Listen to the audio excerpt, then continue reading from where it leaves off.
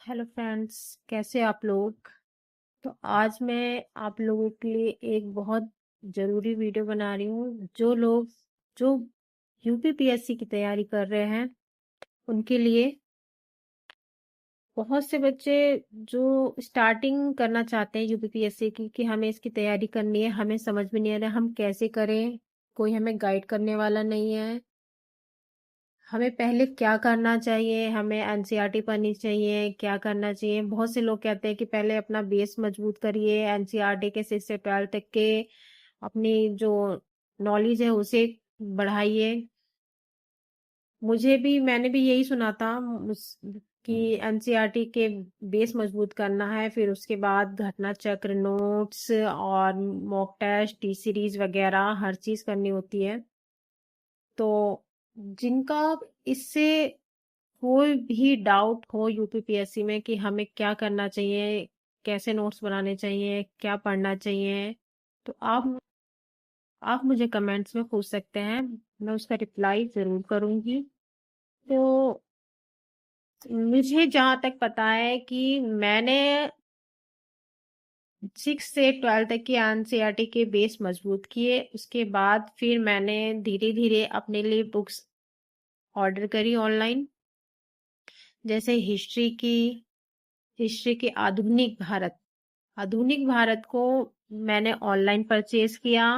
मैंने पॉलिटी की बुक ली, मैंने एटलस की बुक ली, और उसके बाद फिर मैंने सारे घटना चक्र ऑर्डर किए ऑनलाइन। इसका लिंक मैं आपको यूट्यूब पे दे दूंगी, जहां से मैंने ये ऑर्डर की थी। इसमें आपको फ्री टेस्ट सीरीज भी मिलेगी। ये टेस्ट सीरीज है, ये टेस्ट सीरीज है। इसमें 2026 तक के सारे क्वेश्चंस हैं। जैसे पहले क्वेश्चन है, भारत शासन अधिनियम 1919 के संदर्भ में निम्नलिखित कथनों पर विचार कीजिए। इस अधिनियम द्वारा केंद्र में पहली बार निषदनीय व्यवस्था स्थापित की गई। प्रांतीय विषयों को 2 भागों आरक्षित तथा हस्तांतरित में बांटा गया। इस अधिनियम में सांप्रदायिक निर्वाचन को समाप्त कर दिया। उपयुक्त कथनों में से कौन सा कथन सही है? तो ये इसके क्वेश्चंस हैं, जिसमें इसमें उत्तर नहीं दिए गए हैं, इसे हमें खुद ही करना है। तो आप मुझे देखिए और कमेंट में बताइए कि इसमें कौन सा आंसर सही है।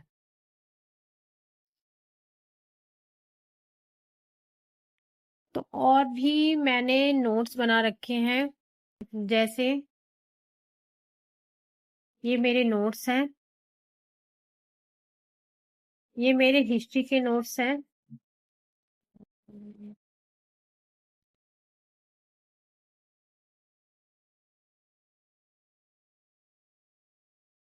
यहाँ से मेरा प्राचीन भारत स्टार्ट है, यहाँ से मेरा प्राचीन भारत स्टार्ट है। मौर्य काल की कला आप देख सकते हैं, मेरे नोट्स। और सिर्फ नोट्स बनाना नहीं है, नोट्स को रिवाइज भी करना है। नोट्स को रिवाइज करना है, डेली घटना चक्र को पढ़ना है, घटना चक्र को पढ़ना है। घटना चक्र के क्वेश्चंस आपको सॉल्व करने हैं बिना देखे। ये मैंने पढ़ा है, हर एक एक लाइन को बिल्कुल ध्यान से, हर एक ईयर को। और ये इसके आंसर है। आंसर को आप कोशिश करिए कि जब आप ये पूरा पैराग्राफ पढ़ लें तो आप कोशिश करिए आंसर को ऐसे छुपा के हाथ से, फिर उसके उत्तर को आप सोचिए, फिर देखिए कि क्या मेरा आंसर ठीक है। और सबसे जरूरी बात कि ये जो होते हैं हमारे, ये इसको बहुत ध्यान से, बहुत डीपली इसको पढ़िए, क्योंकि आयोग क्वेश्चंस यहाँ से भी बना सकता है। सिर्फ इसे ही मत पढ़िए, इसे भी पढ़िए। अब जैसे ये क्वेश्चंस हैं जिसमें मैंने सर्कल किए, ये क्वेश्चंस मेरे गलत हो गए, तो मैंने इन पे सर्कल किए कि हाँ मेरे ये क्वेश्चंस गलत हो गए। मेरे क्वेश्चंस ज्यादातर ये सिंधु घाटी हड़प्पा सभ्यता के थोड़े मेरे इस चैप्टर को मैंने 2-3 बार रिवाइज किया है। इस चैप्टर को जो मेन कीवर्ड्स थे उन्हें मैंने हाईलाइट किया है।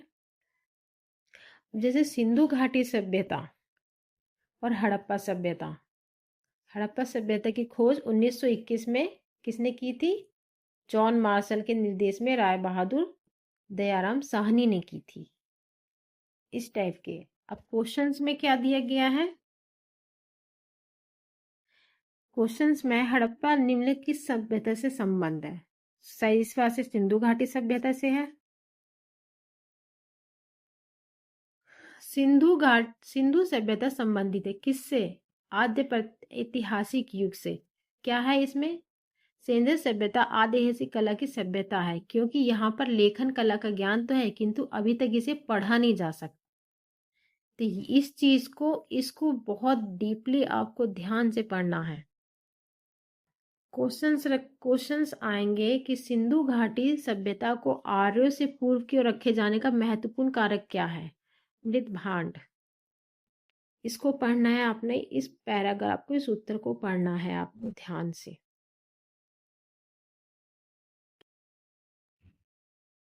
मेरा ये आंसर में क्वेश्चन गलत हो गया था। हड़प्पा सभ्यता की उत्पत्ति के संदर्भ में से कौन सा जोड़ सही नहीं है?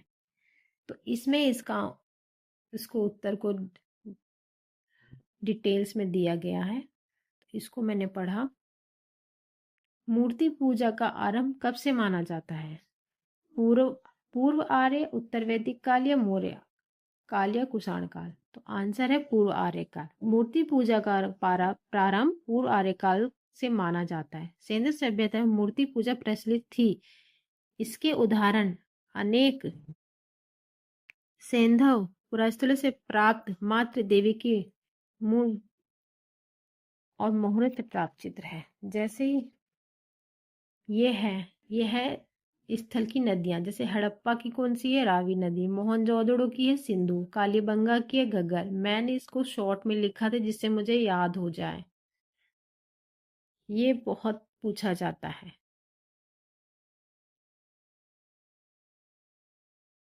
मैंने इसके नोट्स बनाए हैं, आपको दिखाती हूँ।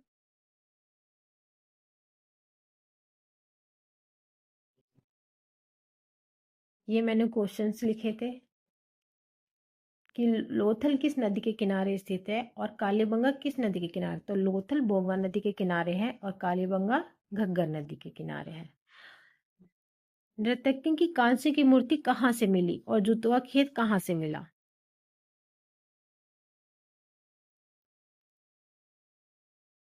आपको दिखाती हूँ मैं इसका।